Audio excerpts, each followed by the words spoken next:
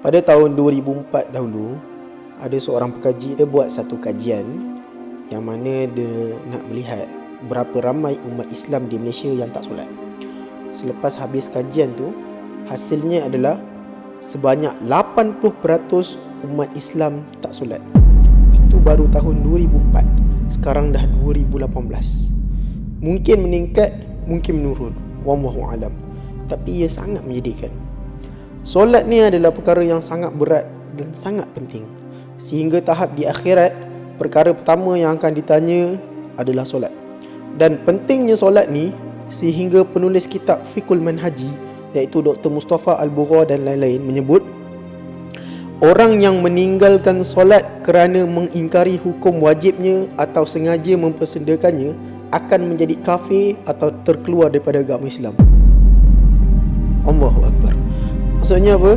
Kalau kita anggap solat ni tak wajib, maka kita boleh dihukum sebagai murtad di sisi Islam. Dan kalau mati, tak boleh dikafankan, tak boleh disembayangkan, dan tak boleh dikebumikan di tanah perkuburan orang Islam. Allah, betapa beratnya hukuman mengingkari kewajipan solat. Tetapi kalau sengaja meninggalkannya tanpa kita mengingkari kewajipannya, maksudnya mungkin kita tinggalkan sebab malas, terlajak tidur, lalai dengan maksiat dan sebagainya, maka masa itu wajib kita bertaubat. Jadi persoalannya macam mana kita nak taubat? Antaranya adalah istighfar banyak kali dan qada atau gantikan solat tu. Jadi insya-Allah saya nak kongsikan nasihat kepada kita semua yang dah mula nak bertaubat ni. Yang pertama, saya nak ucapkan tahniah sungguh-sungguh kerana nak solat semula. Dan bersyukurlah kerana Allah masih cintakan kita semua. Allah masih cintakan kamu. Sebab apa? Allah gerakkan hati kamu untuk solat semula. Dan kamu sendiri ada kekuatan untuk bertaubat. Gembiralah, Allah cintakan kamu, Allah sayangkan kamu. Jangan rasa Allah jauh, jangan rasa Allah tak terima taubat kamu.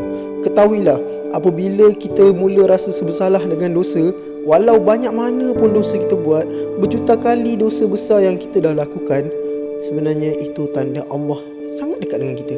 Allah cintakan kita, Allah sayangkan kita sangat-sangat. Kemudian yang kedua, selepas istighfar sungguh-sungguh, kita mula berazam untuk qada dan gantikan solat. Sebab ini hutang kita dengan Allah, maka wajib ganti. Kalau kita pernah tinggal 20 kali solat, maka wajib gantikan 20 kali solat tu. Contohnya kalau kita tinggalkan subuh 20 kali, wajib ganti subuh 2 rakaat sebanyak 20 kali. Begitu juga solat zuhur, asar dan seterusnya. Tetapi macam mana kalau kita terlupa? Mungkin dulu kita tinggalkan solat sampai 3-4 tahun, bertahun-tahun lamanya, kemudian baru nak bertaubat. Baik, dengar betul-betul. Yang pertama sekali, qada solat dulu. Qada, jangan banyak tanya, qada je terus. Mulai sekarang, hari ni juga qada solat. Mula qada solat sekarang juga. Cuma jumlah ni menurut ulama kita buat anggaran saja dan lebihkan sedikit waktu solat. Contohnya macam ni. Kalau kita 3 tahun tak solat, 1 tahun ada 365 hari, kan? Jadi kalau 3 tahun bermaksud kita dah tinggalkan solat sebanyak 1095 hari. Dan secara umum satu hari ada 5 kali solat, 5 kali solat wajib.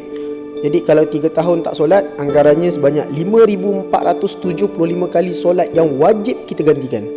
Dan macam saya sebut, kita lebihkan sedikit, jadi anggarannya lebih kurang 5500 solat yang wajib kita ganti. Jadi yang lebih tu, ulama kata solat qada yang lebih tu dikira sebagai sedekah.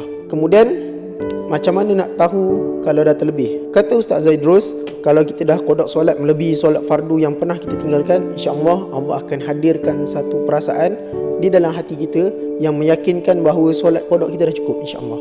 Cuma macam mana nak tahu perasaan tu? Qada solat dulu mengikut anggaran yang kita dah susun, macam saya sebut tadi. Jangan pandai-pandai fikir. Yang penting kita qadakan solat dulu, selesaikan hutang dengan Allah. Sebab tinggalkan solat ni adalah hutang kita dengan Allah. Apabila hutang dah selesai, insya-Allah Allah sendiri yang akan uruskan. Dan yang terakhir, macam mana nak istiqamah qada solat? Terus terang saya cakap, dulu pun saya pernah tinggalkan solat sebelum saya bertaubat dan ganti solat. Kalau siapa yang pernah baca buku Memento, saya ada kongsikan sedikit zaman jahiliah saya. Antara saya cadangkan macam mana nak istiqamah adalah buat jadual. Contoh macam dulu saya buat 5 kolom, iaitu subuh, zuhur, asar, maghrib dan isyak. kolom paling kiri sekali saya letak tarikh. Setiap kali solat qada saya akan tik, tapi kalau tak qada saya akan bulatkan. Buatlah mengikut tempoh yang kita dah tetapkan. Satu lagi tips adalah rajinkan solat berjemaah di surau atau masjid bagi lelaki dan solat awal waktu bagi perempuan. Kemudian selepas selesai solat fardu, buat solat qada pula. Contoh solat zuhur, lepas habis solat zuhur, qada solat zuhur. Dan lepas qada jangan lupa tik pada buku tu. Apapun, jangan putus asa untuk bertaubat. Teruskan bertaubat dan teruskan qada solat. Walaupun mungkin kita mati dalam keadaan belum sempat selesaikan hutang dengan Allah, tapi sekurangnya kita dah usaha. Moga kita mati dalam keadaan sedang berusaha menyelesaikan hutang dengan Allah, bukannya mati dalam keadaan lalai.